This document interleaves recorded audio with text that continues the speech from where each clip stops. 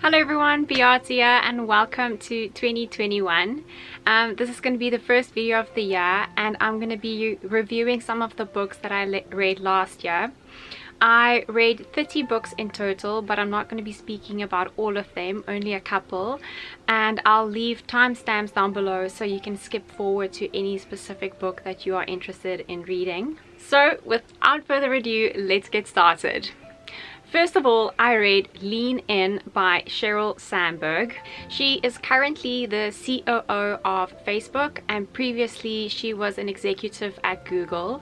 So she's got a lot of experience in the tech industry as well as working in a very strict corporate type of environment.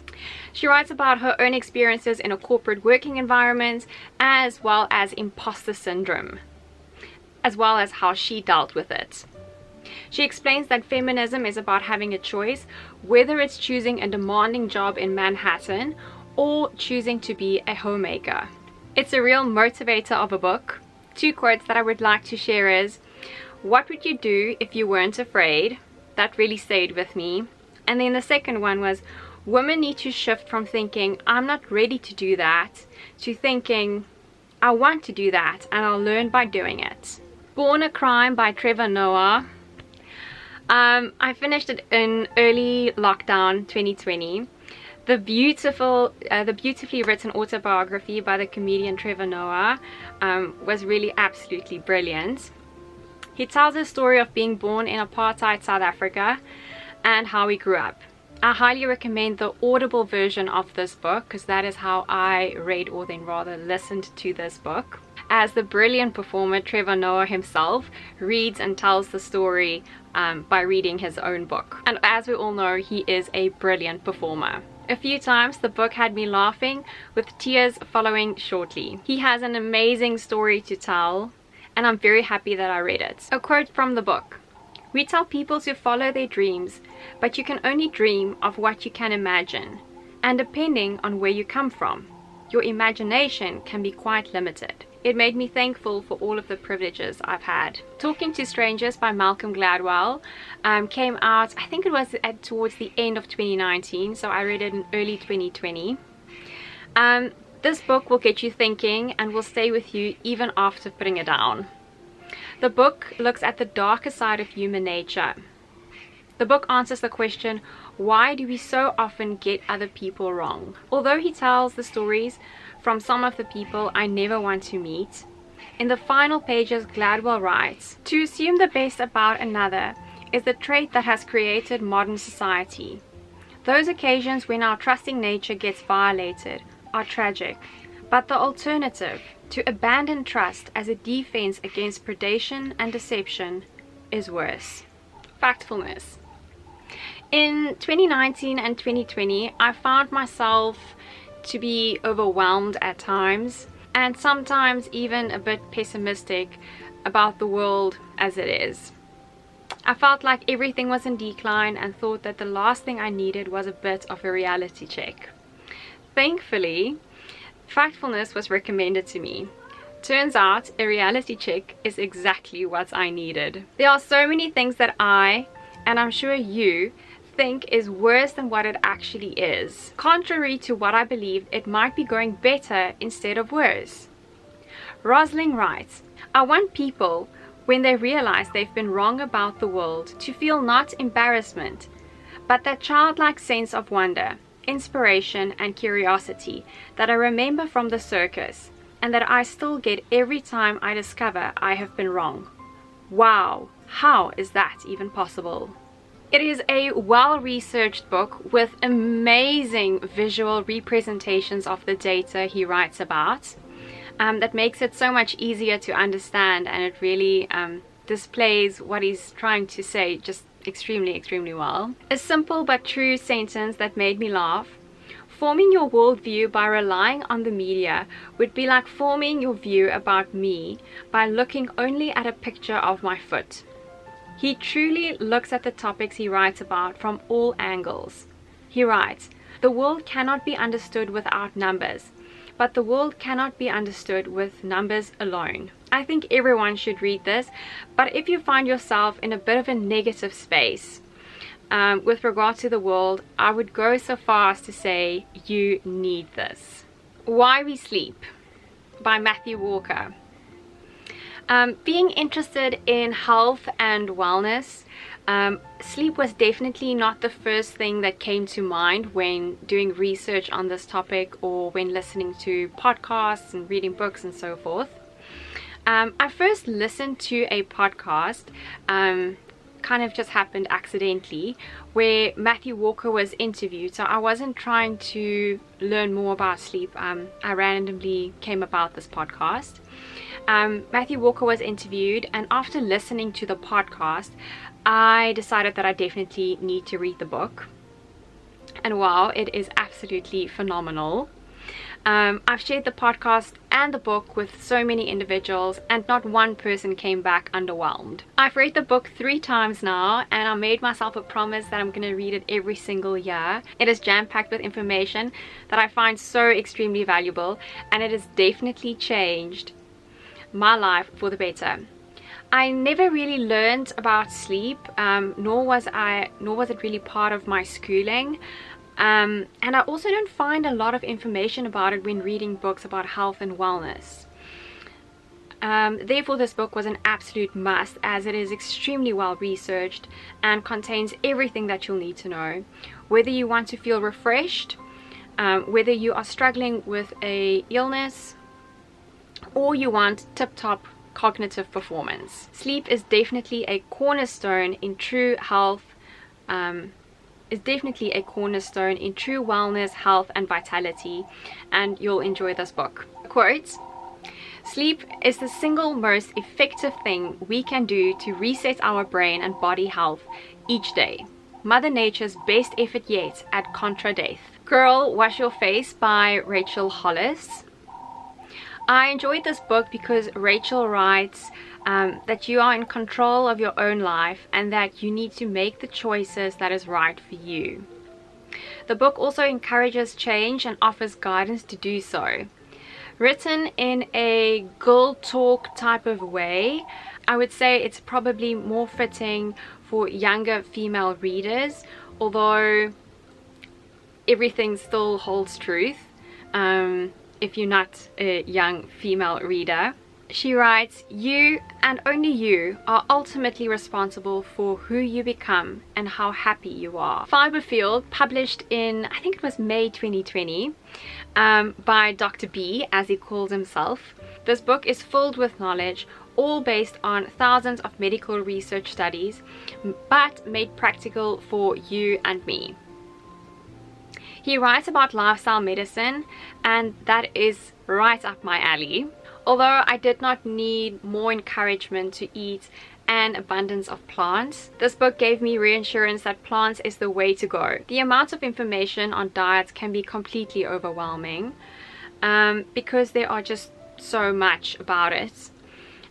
But I choose to follow what research shows and choosing the most sustainable diet of them all. Sustainable for me, as well as sustainable for the environment. Whether you are new or experienced in the world of plant-based nutrition, this book will be a winner for you. Outliers by Malcolm Gladwell. As mentioned, he is probably one of my all-time favorite writers, so I reread this book in 2020. He takes us on an intellectual journey through the world of outliers, the best and the brightest, the most famous and the most successful. He asks the question, what makes high achievers different? His answer is that we pay too much attention to what successful people are like, and too little attention to where they are from. That is, their culture, their family, their generation, and the idiosyncratic experiences of their upbringing. Becoming by Michelle Obama. I enjoyed seeing the world through her eyes and learning from her. I think this quote sums it up well. Now, I think it's one of the most useless questions an adult can ask a child. What do you want to be when you grow up? As if growing up is finite. As if at some point you become something and that's the end. As well as, For me, becoming isn't about arriving somewhere or achieving a certain aim. I see it instead as forward motion, a means of evolving, a way to reach continuously forward a better self. The journey doesn't end. I also found it interesting to learn about her and Barack's relationship, as well as their own personal values and what their home is like. Farmageddon. This is a non-fiction book that is very well researched, and I've heard others comparing it to another book called Eating Animals. They say it's quite similar. It surveys the effects of industrial livestock production and industrial fish farming around the world. The book is the result of the writer's investigations, of which he traveled the world over 3 years. If you would like to know where your food comes from and how it is produced, I highly recommend reading this book. After this book, I am definitely continuing to aim to eat an abundance of plants, preferably and where possible produced organically and grown from non-GMO seeds. It is definitely an eye-opener of a book. Man's Search for Meaning by Viktor E. Frankl. Frankl, a trained psychiatrist, was a prisoner in Nazi concentration camps during World War II. His gripping story is not to be missed. He writes that having meaning to one's life makes all the difference, and how he observed it in the camps and the prisoners around him. Frankl argues that we cannot avoid suffering, but we can choose to cope with it, find meaning in it, and move forward with renewed purpose. He writes, "Those who have a why to live can bear with almost any how." It is a heavier read, but with a beautiful message that is true then, true now, and I believe will be true in the future. Grit. Right after reading Man's Search for Meaning by Viktor E. Frankl, I read Grit, The Power of Passion and Perseverance. It was unplanned to read them right after one another, but it worked out brilliantly, and I might even go so far as to recommend doing so. Grit, written by Angela Duckworth, follows the same values and outlook to life as those of Viktor. Highly recommended to students, parents, and educators. If you would like to inspire grit in your own life or in others around you, this book is a great tool to have. If you have a big dream, a passion, and you need a bit of a pep talk, if I can call it that, or a bit of guidance, you'll find it here. She writes, "Enthusiasm is common, endurance is rare," as well as, "Our potential is one thing, what we do with it is quite another." And then the last quote from her, "Nobody wants to show you the hours and hours of becoming. They'd rather show you the highlight of what they've become." I just love all of these quotes. To work towards a top-level goal takes passion, time, and perseverance. And then the last book for today, Never Split the Difference.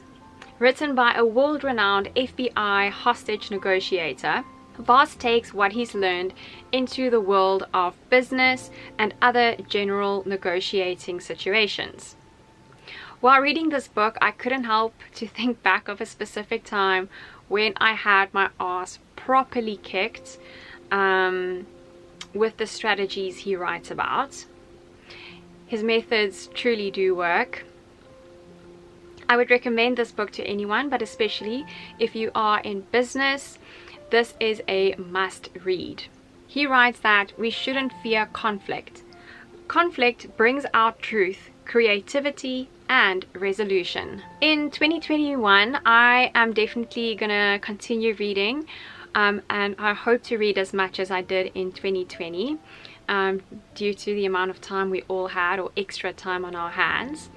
I'm definitely going to read Why We Sleep Again, as mentioned earlier. I'm looking forward to a book coming out in February 2021 called Loved Clothes Last. It's about the sustainability, or rather the unsustainability of the clothing and fashion industry, and I'm really looking forward to that. I'm also wanting to read Thinking Fast and Slow, Thrive, I might throw a Malcolm Gladwell in the mix. I'm also looking forward to reading A Life on Our Planet. I watched the documentary from David Attenborough, and he's got a book as well, so I'm definitely going to read that. And I'm thinking about reading the 4-Hour Work Week. But if you have any recommendations for myself, please leave comments down below. I'm really looking forward to learning more about sustainability, as well as what we as individuals can do to really make a difference.